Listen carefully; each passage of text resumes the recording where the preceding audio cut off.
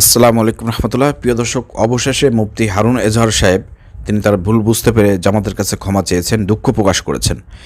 তার একটি স্ট্যাটাস বর্তমান ফেসবুকে প্রচুর পরিমাণ ভাইরাল, তোলফার। প্রিয় দর্শক, আমি আপনাদেরকে একটু পড়ে শোনাচ্ছি, আপনারা ভিডিওটি শেয়ার করে সবাইকে দেখার সুযোগ করে দেবেন। আমি আমার ভাষার কঠোরতার জন্য দুঃখ প্রকাশ করছি। সন্তোষ শর্মার বিষয়টি জাস্ট একটা দুর্ঘটনা ছিল। আমি মনে করি বিষয়টি এখানেই শুরু এবং এখানেই শেষ। জামাত একটি শহীদি কাফেলা, জামাত মাজলুম। ইনশাল্লাহ ঐক্য ও সমন্বয় অটুট থাকবে। আমার মধ্যে কোনো দুঃসবন্দি বা বিদ্বেষ নেই। জামাতকে আল্লাহর জন্য ভালোবাসি, আগামীতে এই ভালোবাসা অব্যাহত থাকবে ইনশাল্লাহ। এটাই আমার অবস্থান। মুফতি হারুন এজাহার হাফিজাল্লাহ। অসংখ্য ধন্যবাদ আপনাকে ফিরে আসার জন্য, কারণ আপনি যে পথে যাচ্ছিলেন এটা ঐক্য বিনিষ্ট হচ্ছিল, এতে আপনারও অনেক গোমরগুলো ফাঁস হয়ে যাচ্ছিল। অনেকেই হয়তো আমরা বলার চেষ্টা করব, অনেকেই হয়তো আমরা বলবো তর্কের খাতিরে, বিরোধিতার খাতিরে, যে হয়তো আপনার গোমর ফাঁস হয়ে গিয়েছে, অনেক কিছুই তথ্য বেরিয়ে আসতেছে, এই জন্য হয়তো আপনি ভয়েতে জামাত ইসলামের সঙ্গে আবার ঐক্য হওয়ার প্রচেষ্টা চালাচ্ছেন, জামাতের নেতাকর্মীদেরকে হয়তো শান্ত করার প্রচেষ্টা করতেছেন।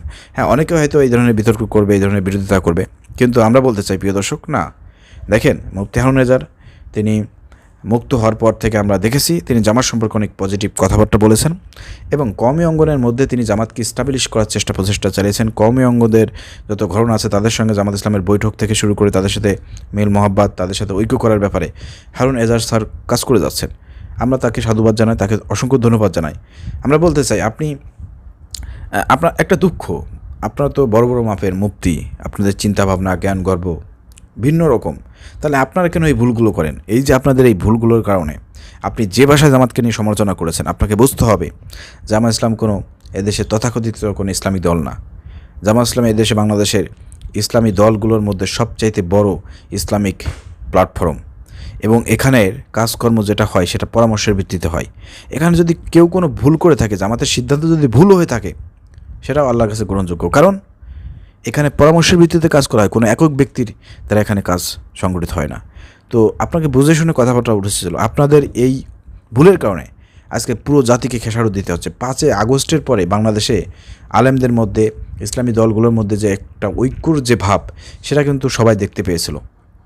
জামাত ইসলামের নেতাকর্মী বলেন, চরমোনাই বলেন, কওমি অঙ্গন বলেন, সবার মধ্যে একটা স্বপ্ন জেগে উঠেছিল, আগামী দিন এই বাংলাদেশে ইসলামী রাষ্ট্র গঠন হবে, ইসলাম দ্বারা দেশ পরিচালনা হবে, আল্লাহর দিন বিজয় হবে, সেই স্বপ্নই সবাই দেখতেছিল। কিন্তু হঠাৎ করে আপনারা জাস্ট সন্তোষ শর্মার মতন একটা বিষয়কে কেন্দ্র করে আপনারা জামাতকে যেভাবে যে ভাষায় মন্তব্য করেছেন, এটা নিয়ে যে বিতর্ক সৃষ্টি হয়েছে, যে দ্বন্দ্ব সৃষ্টি হয়েছে, এটা মেটাইতে কিন্তু অনেক সময় লাগবে।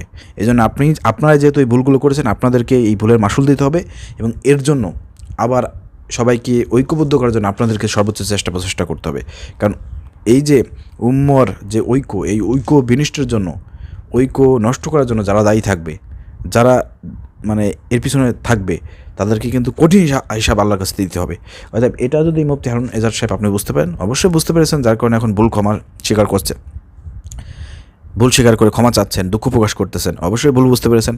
আমরা আমাদের মন থেকে আপনাদের এই ভুলের জন্য ক্ষমা করে দিলাম। জামাত ইসলামের নেতাকর্মীদেরকে বলবো, এখন থেকে এই বিষয়টা নিয়ে আর কোনো অনলাইনে বিরোধিতা, তারপরে কোনো রকম তর্ক বিতর্ক, এটা অফ করে দিয়ে ঐক্যর জন্য আবার কাজ করতে হবে। কারণ সাংবাদিক ইলিয়াসও ইতিমধ্যেই কিন্তু সে নরম সুরে কথা বলা শুরু করেছে, সে তো আর ভুলটা বুঝতে পেরেছে যে আসলে এভাবে বলা উচিত হয় নাই। তো তিনি তার ভুলটা বুঝতে পারতেছেন, কিন্তু মাঝে কিন্তু এই যে 2-3 দিনে কিন্তু একটা কাপজাপ সৃষ্টি করছে, খুব মারাত্মক একটা পরিবেশ সৃষ্টি করছে।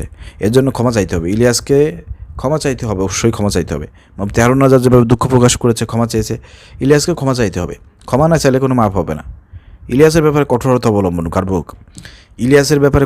অবলম্বন করতে হবে, কারণ সে আরও অনেক খারাপ অপবাদ দিয়েছে আমির জামাত সম্পর্কে, ডক্টর শফিকুল ইসলাম মাসুদ সম্পর্কে, জামাত ইসলামের মহিলা মেয়েদেরকে নিয়ে খুব বাজে ভাষায় মন্তব্য করেছে। এইগুলো আসলে নিঃস্বার্থভাবে তাকে ক্ষমা চাইতে হবে। ক্ষমা না চাইলে পারে ইলিয়াসের ক্ষমা হবে না। এ বিষয়ে আমাদের কঠোর হয়ে থাকতে হবে, ঠিক আছে? আর যে কেউ জামাতের পক্ষে কথা বলে পারে, তাকে হুট করে আমরা জামাত শিবিরের লোকজন মাথায় উঠাই নেব, তাকে নিয়ে নাচানাচি শুরু করব, এই চিন্তাভাবনা থেকে আমাদেরকে ফিরে আসতে হবে, ঠিক আছে? এটা আমাদের মাথায় রাখতে হবে। আশা করি প্রিয় দর্শক আপনারা বুঝতে পেরেছেন। ভিডিওটি শেয়ার করে সবাইকে জানিয়ে দেন। ধন্যবাদ। আসসালামু আলাইকুম রহমতুল্লাহ।